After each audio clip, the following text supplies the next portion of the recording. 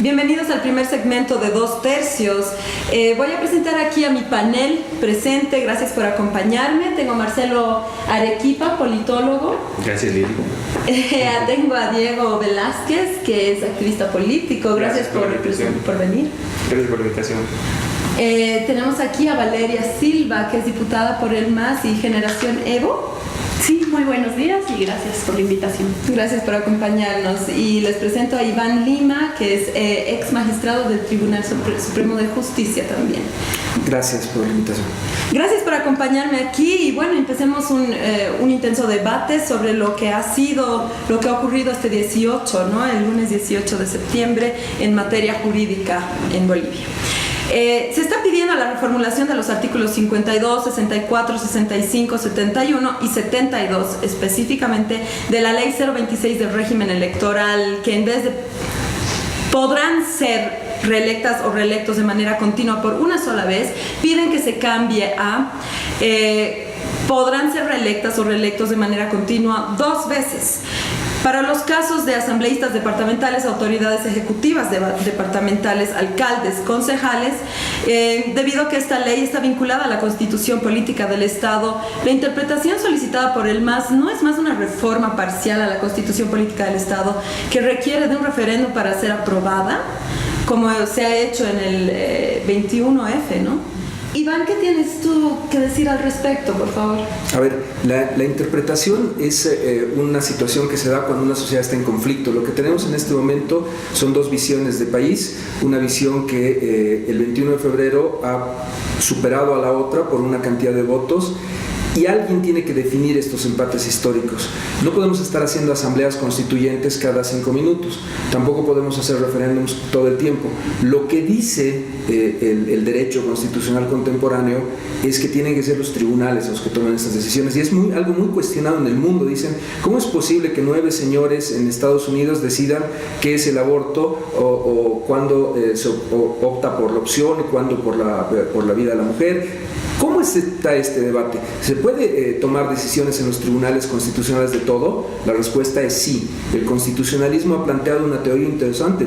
El siglo XIX fue el siglo de los parlamentos, el siglo XX de los ejecutivos, y el siglo XXI va a ser el siglo de los jueces. Los jueces van a definir y van a tomar decisiones en esto. La interpretación que den los jueces en toda materia va a recuperar paz social. Alguien tiene que ser el árbitro que defina entre posiciones, entre lo que dicen que sí a la reelección o que no a la reelección. Alguien tiene que definirlo. Yo creo que es un tema central, es un tema de fondo. ¿Cómo vamos a definir nuestros avances? ¿Cómo vamos a hacer que nuestra Constitución sea viva? La Constitución viva hace que con la misma Constitución en Estados Unidos hayas tenido esclavitud, libertad y esta pelea de los Dreamers ahora. Es la misma Constitución y lo mismo en el país. Vamos a tener un debate que va a ser diferente, o podría haber sido diferente con Banzer, que con Sánchez de Lozada, que con Evo Morales, que con los que vengan después del 2019-2025. La misma Constitución tiene que alguien decir en el caso concreto y en una situación determinada qué es lo que ocurre. Este rol del Tribunal Constitucional es un rol que hace que los jueces pasen a ser un valor muy importante en la democracia. Creo que en este caso estamos hablando de que la decisión del Tribunal Constitucional tiene que ser una decisión muy meditada, muy profunda, pero pongo un nuevo elemento. Después del Tribunal Constitucional está la Corte Interamericana de Derechos Humanos. La Corte puede recibir opiniones consultivas. No solamente el Tribunal podría respondernos a esta pregunta, también la Corte. ¿Y a la Corte quién puede acudir? Almagro, cualquier presidente de Latinoamérica, Bolivia puede recurrir, o el mismo Tuto Quiroga, que creo que ya fue, podría plantear sus reclamos si logra que alguien lo auspicie. Tal vez ese camino es algo que tenemos que empezar a pensar, que no solamente en asambleas, sino con los jueces se definen problemas políticos. Muchas gracias, Iván.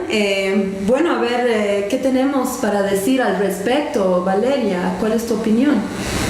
Más o menos lo habías dicho ya tú, lo dijo el doctor antes que yo pueda explicar un poco lo que para nosotros es lo central como movimiento al socialismo para presentar esta acción.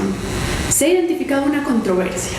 Aquí hay una controversia entre 5 artículos de la Ley 026 del régimen electoral y lo que establece el artículo 256 de la Constitución Política del Estado respecto al bloque de constitucionalidad. ¿De qué se trata esta controversia?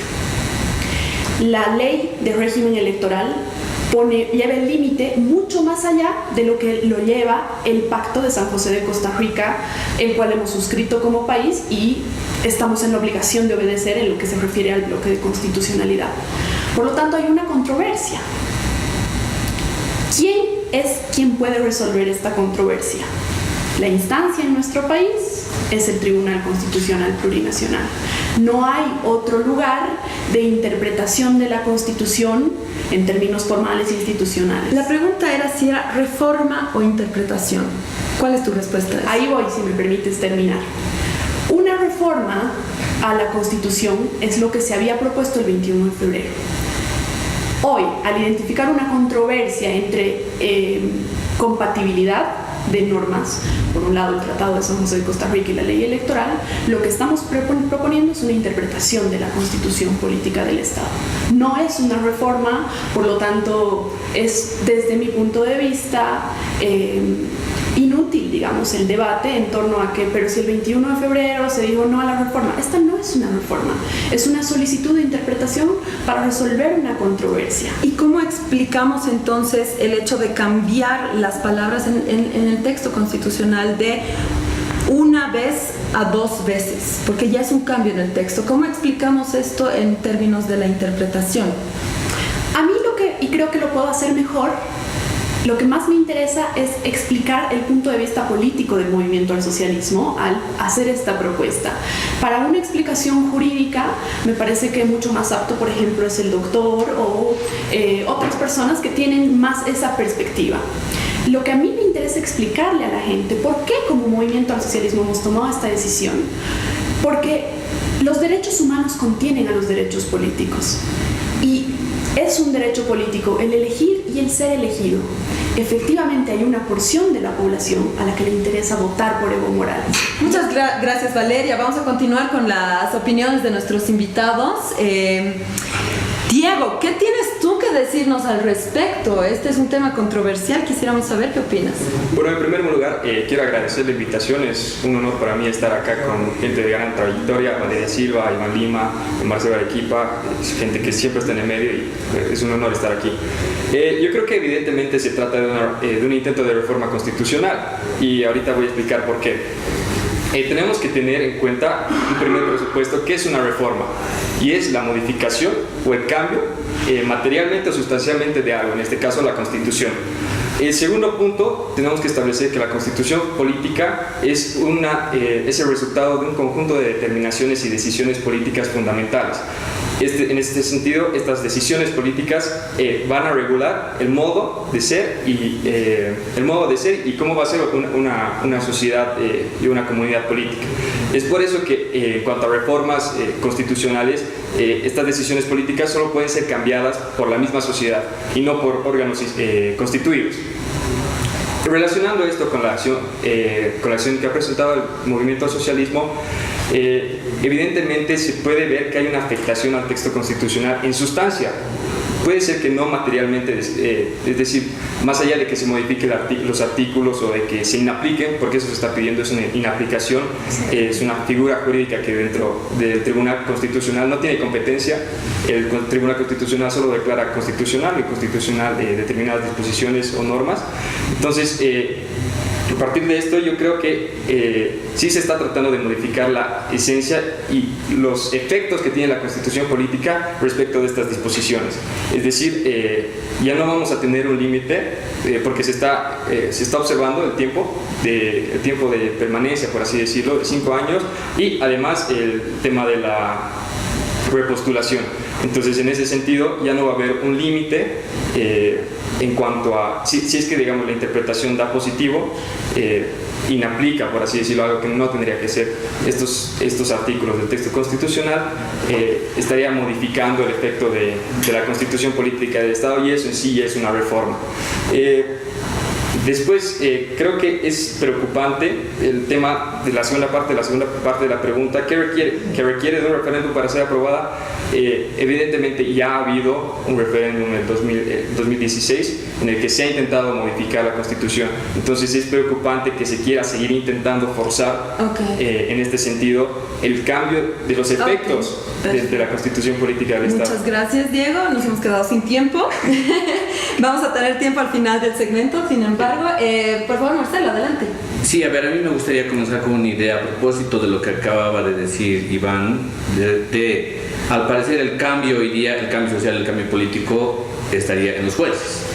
Yo creo que más bien desde una mirada más desde la ciencia política, el cambio social y el cambio político hoy día ya no es de arriba hacia abajo, es más bien de abajo hacia arriba. Es decir, los movimientos sociales, las movilizaciones, el poder, si quieres, desde abajo, hoy día te empuja a que la construcción incluso de las decisiones que tú tomas en política tienen que partir desde una base concreta, que es desde abajo. Que eso es un poco lo que se refleja, creo yo, en lo que es el clima general hoy día de... No se entendería el MAS, por ejemplo, hoy día en gobierno, sin haber utilizado, sin haber practicado, si quieres, esta dinámica, desde abajo hacia arriba, ¿no? Que me parece eso que es bastante interesante, que es distinto a lo que pasaba en el anterior siglo, ¿no? Ahora, unido a eso, y respondiendo en concreto el tema de la pregunta, yo creo que hoy día estamos frente a algo que en términos globales es un fenómeno dentro de la política, y es el tema de los hechos alternativos. Es decir, yo tengo una interpretación y una lectura de lo que es la realidad que puede no puede estar de acuerdo con la que tú tienes, pero finalmente a mí, ¿qué es lo que me interesan? Me interesan mis interpretaciones, no me interesan los hechos. Cuando uno se basa estrictamente en hechos, lo que está buscando es pruebas concretas, más allá de la interpretación de la historia que uno pueda tener, y a mí me parece que eso es, digamos, un poco lo que se está llevando en términos generales de no importa lo que haya pasado en algún momento atrás, es decir, quizá incluso aquello que se ha establecido en lo que es el referéndum y el resultado, etcétera, etcétera, no importa, esa es tu interpretación de los hechos, de la realidad, perdón. Los hechos son otros, los hechos son hoy día lo que los diputados del oficialismo están poniendo como parte de ese recurso, ¿no? Para mí esa es mi interpretación de la realidad. ¿Quién nos va a decir, quién nos debería decir más bien, ya basados en hechos, es el Tribunal Constitucional?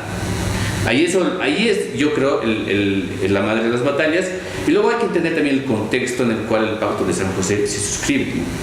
Que para mí eso también es importante. Es un contexto en el cual vivíamos un momento de dictaduras militares, ¿no? Entonces, estás hablando de derechos humanos, pero amparados en una lógica distinta a la que hoy día probablemente te mueves. Excelente, Marcelo, interesante. Bueno, ahora vamos a dar pie a la respuesta. Adelante. Creo que ahí viene el tema central. Una parte del país dijo, pongo mi carta, pongo una acción concreta. Y el tribunal tiene que definir si el 21F era o no era vinculante, si esto es una interpretación o es una reforma. Tiene que definir si es un solo periodo o indefinida. O sea, estamos hablando de que el procedimiento que se viene por delante es: presenta diputados, el vicepresidente debe contestar. Ha sido demandado el vicepresidente del Estado, el vicepresidente tiene que decirnos pues qué es lo que piensa, y los jueces tienen que agotar todas las alternativas. Estamos hablando de que todas las preguntas que nos hacemos como sociedad tienen que ser respondidas por el tribunal, y hay una riqueza en nuestro tribunal interesante, el amicus curiae. Si alguno de nosotros piensa que algo está mal o algo no está siendo respondido, tiene que decirle al tribunal: oye, el 21F, ¿qué ha pasado? Pues, ¿vale o no vale? Es decir, donde una sociedad se entiende o donde debate es en los tribunales. Coincido contigo, también en las calles. ¿Qué modelo queremos? ¿El de las calles o el de los tribunales? Yo creo en los tribunales, creo en el Estado de Derecho. No estoy diciendo qué va a decir el tribunal, porque eso también es deslegitimar a nuestro poder judicial. No creo en ellos, pero debo tener la mente democrática de pensar que lo van a decidir, que van a decidir correctamente. Y si no quieren hacerlo, estamos para eso los ciudadanos. Todos tenemos derecho a presentar amicus curiae. Pidámosle al tribunal que agote todas las posibilidades, pero ese es el camino. Yo creo que decir, no quiero entrar al debate, esto debe ser rechazado en límite, no es democrático. Hay que debatir. Excelente, bueno, tenemos unas posturas diferentes acá, se está tornando interesante el debate. Valeria, ¿tú sentías cuando Diego exponía su opinión ¿Qué es lo que le dirías? A ver, tres cosas. Primero, básicamente suscribo tus argumentos. Sin embargo, no comparto ninguna de tus conclusiones porque no son lógicas y no responden a una argumentación jurídica. En primer lugar, lo que se le está solicitando al Tribunal Constitucional no tiene que ver con el tiempo que dura un mandato posterior a una elección, para nada. No tiene nada que ver. En Bolivia sigue durando 5 años el mandato que te otorga el pueblo después de una votación. Segundo, lo que se mantiene, y es absolutamente claro eso, creo que se está tergiversando, es que la decisión y la posibilidad de la alternancia se mantiene. ¿Por qué? Porque nosotros lo que le estamos pidiendo, y ahí voy, a eso me refería hace un rato, lo que quería decir, a la gente no le interesa, discúlpenme, no quiero parecer burda ni ofender a nadie, pero a la gente no le interesan los argumentos jurídicos, a los bolivianos que están en el minibús, a los bolivianos que están en una cancha de fútbol, no les interesan los argumentos jurídicos, a la gente le interesa preguntar, ¿por qué quieren que Evo vaya otra vez a una papeleta? ¿Por qué se están encaprichando? Más o menos, por ahí va la consulta. El hecho es que nosotros queremos mantener la posibilidad de que un boliviano, que en definitiva, y no tenemos ninguna vergüenza de decirlo desde el movimiento al socialismo, es el mejor de nuestros hombres y ha terminado resolviendo muchas ecuaciones históricas que no se podían resolver en nuestro país, vaya a la papeleta el 2009 y finalmente el soberano sea el 2019 sea el soberano el que decida quién va a ser el presidente de este país por 5 años más. La posibilidad de la alternancia está ahí porque Carlos Mesa si gusta, Tuto Quiroga si gusta, quien quiera si gusta va a poder plantear una propuesta política que finalmente conquiste o no conquiste a la población y el 2019 será el soberano el que escoja. Y ahí creo que está el principal meollo del asunto y de ahí creo que se desprende tanto miedo por parte de la oposición ante este recurso. ¿Por qué? Porque saben que a Evo no le pueden ganar en elecciones. Gracias, Valeria. Interesante. ¿Tienes algo que decir al respecto? Muy cortito, por favor, que nos quedamos sin tiempo. Sí, o sea, yo quisiera hacer hincapié en este sentido, en esta definición de constitución que es la conclusión pues, de determinaciones y decisiones políticas. En ese sentido, el poner un límite a la repostulación ha sido pues una decisión política que ha tenido el constituyente y que se ha dado en la Asamblea Constituyente y que la hemos votado por primera vez en 2009 y se ha aprobado con gran mayoría, más de un 60% aprobado la Constitución con todas las disposiciones y artículos que tenía. La segunda vez que se ha votado por esta decisión política, por reformar esta decisión política, ha sido el 2016. Y ha sido el momento en el que se le ha preguntado al pueblo si es que quería admitir más de una vez de repostulación y imagínense, o sea, un derecho político, este derecho político de postularse no puede ser pues irrestricto, tiene que tener limitaciones como los demás derechos humanos. Perfecto, Diego. Bueno, aquí tenemos opiniones distintas, 21 vale, no vale, es constitucional, no es constitucional, un debate bastante interesante. Síganos en el segundo segmento de 2 tercios, por favor.